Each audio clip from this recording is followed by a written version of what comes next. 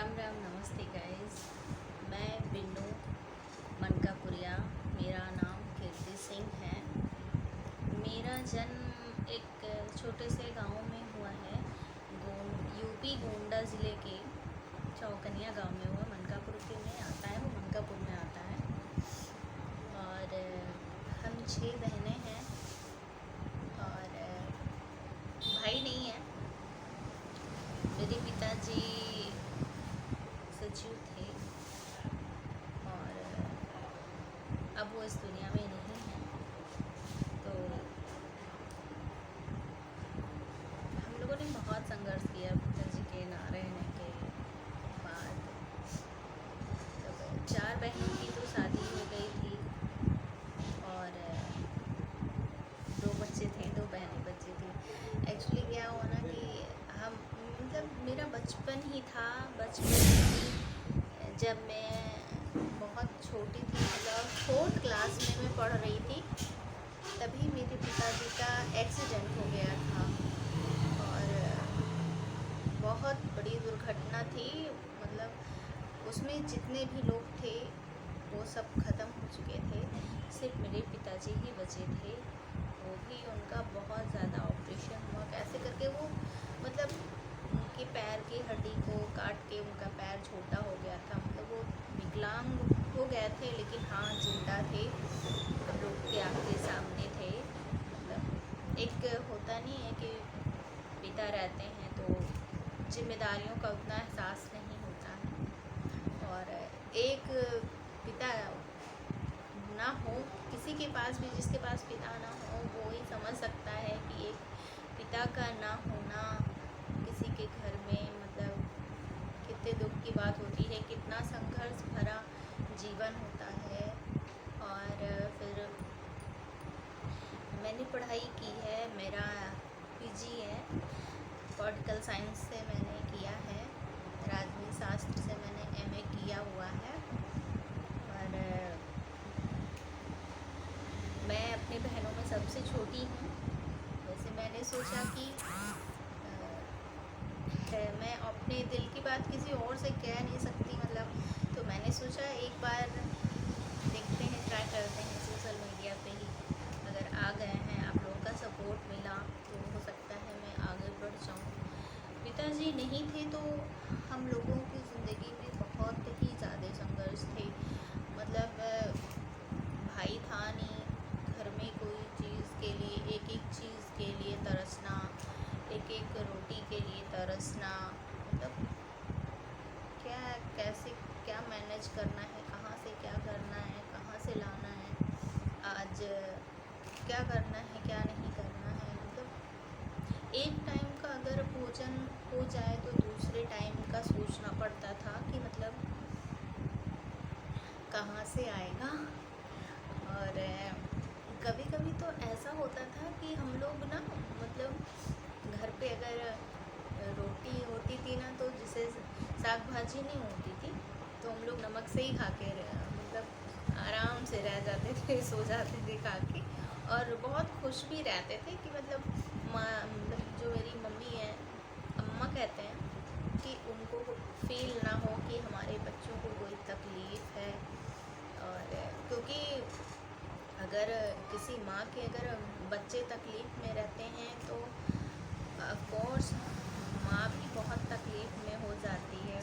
तो हम 2 बहनें जो थे जिसकी शादी नहीं होती, फाइनली वही दोनों लोग थे। मेरे पिताजी मतलब सन 2004 में 9 सितंबर सन 2004 को ख़त्म हो गए। एनएन तिवारी के यहाँ मतलब भर्ती थे वो गोंडा में, वहाँ पे वो ख़त्म हो गए। फिर मेरी दीदी थी, मतलब आशा दीदी जो थी मेरी, उन्होंने मतलब बहुत संघर्ष किया अपनी लाइफ में। कभी मतलब एक बेटे का जो फ़र्ज़ होता है उन्होंने वो किया, कभी महसूस नहीं होने दिया कि मतलब मेरे भाई नहीं है। बाकी सारी बहनों का बहुत सपोर्ट रहता था, मैं सबसे छोटी, मैं सबसे दुलारी थी, तो मेरा सपोर्ट सब लोग करती थी, बहुत ज़्यादा सपोर्ट करती थी।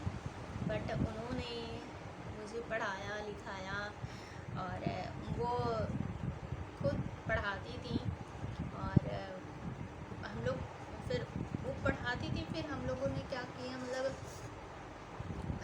पढ़ाना शुरू कर दिया। इंटर के बाद मैंने भी पढ़ाना शुरू कर दिया स्कूल में, जिससे कि थोड़े से पैसे आए, क्योंकि उस समय पैसे की ज़रूरत सबको होती है और पैसे की ज़रूरत थी बहुत ज़्यादा। तो मतलब मेरी दीदी इतनी अच्छी थी कि वो क्या करती थी, अपने लिए है ना कुछ नहीं लेती थी, लेकिन अगर मैं कह देती थी कि मतलब मुझे ये चाहिए तो हाँ, वो बिना झिझक कहती थी कि वो ले ले। मैं छोटी थी तो मतलब उतना मुझे समझ नहीं था कि मतलब इतना करना चाहिए नहीं करना चाहिए, इतना जैसे जिम्मेदारियाँ नहीं थी मेरे ऊपर। मतलब मैं छोटी थी ना तो उतना समझती नहीं थी, बहुत लाडली थी, दुलारी थी, तो इस वजह से वो मेरी सारी डिमांड पूरी करती थी। वो खुद ना खाती लेकिन हमारे लिए वो ज़रूर ला के देती थी। हम सबका बहुत ख्याल रखती थी, अम्मा का भी बहुत ख्याल रखती थी, मेरा भी बहुत ही ख्याल रखती थी। हम जैसे मेरा बचपन जो है ना, जब मेरे पिताजी थे, सही सलामत थे मेरे पिताजी, तो हम लोगों को मतलब कोई तकलीफ़ नहीं था, क्योंकि वो सचिव थे।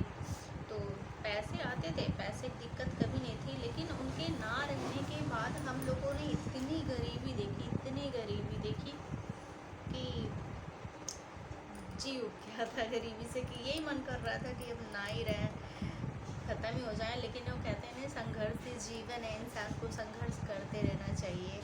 तो हम लोगों ने फाइनली संघर्ष किया, बहुत ज़्यादा संघर्ष किया। फिर मेरी दी की शादी हो गई, फिर मैं अकेले बची। फिर भी मेरी दीदी को यही टेंशन रहता था कि मतलब कौन देखता होगा बहन को। लेकिन उनके ना रहने के बाद यहाँ मैंने थोड़ी थोड़ी जिम्मेदारियाँ उठा ली थी। मुझे भी थोड़ी थोड़ी जिम्मेदारी का एहसास हो रहा था कि नहीं है, अब वो नहीं है तो मुझे मैनेज करना होगा। फिर मैं भी मतलब कमाने लगी थोड़ा पैसा। पहले बहुत थोड़ा सा पैसा मिलता था, 1000 रुपये मंथली मिलते थे, तो उसी में काम चलाती थी घर का सामान। और फिर मतलब जब तक वो 1 महीना सैलरी के आते आते वो 1 महीना हम लोग याद मतलब मुझे याद रहता था कि मतलब सैलरी आने वाली है और घर का सारा सामान ख़त्म।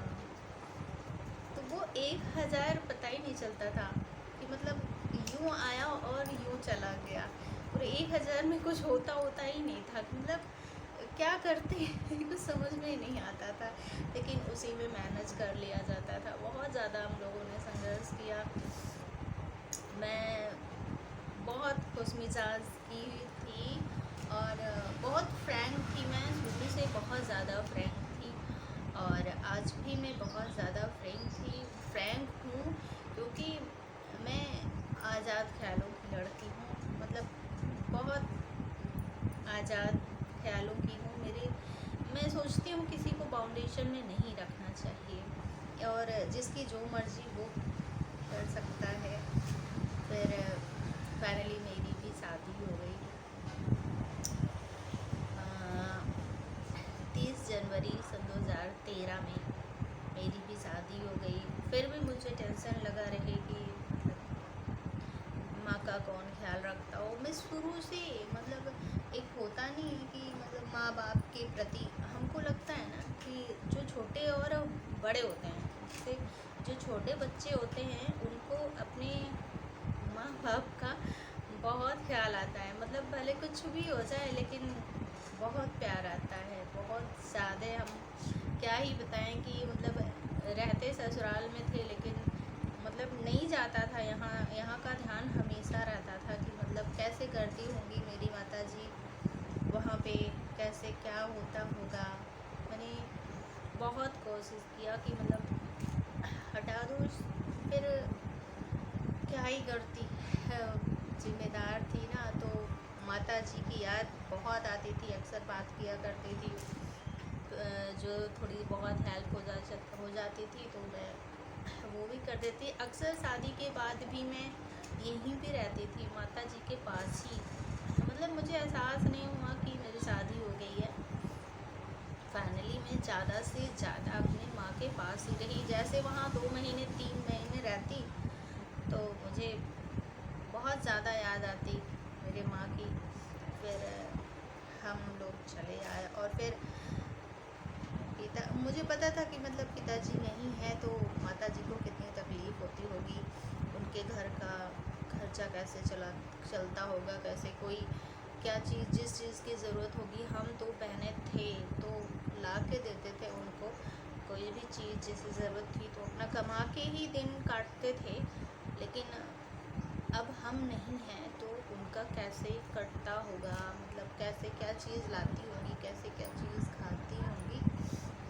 मतलब बहुत तकलीफ़ होती थी मुझे, क्योंकि जानते हैं जब किसी के घर में किसी के पिताजी ना रहें और भाई भी ना रहे, कोई ज़िम्मेदार व्यक्ति भी ना रहे, तो ज़िंदगी बहुत ही अलग हो जाती है। मतलब हम लोग क्या थे ना कि जैसे कोई पड़ोस के लोग ही जान जाएं कि मतलब ये लोग, इनके पिताजी नहीं, जब मेरे पिताजी नहीं थे तब जो पड़ोस के लोग थे और भी लोग जो थे ना, वो अगर कुछ खा रहे होते थे तो वो हम लोग को देख के ना वो पीछे कर लेते थे कि कहीं ऐसा तो नहीं कि वो मांग लें, ऐसा करते थे।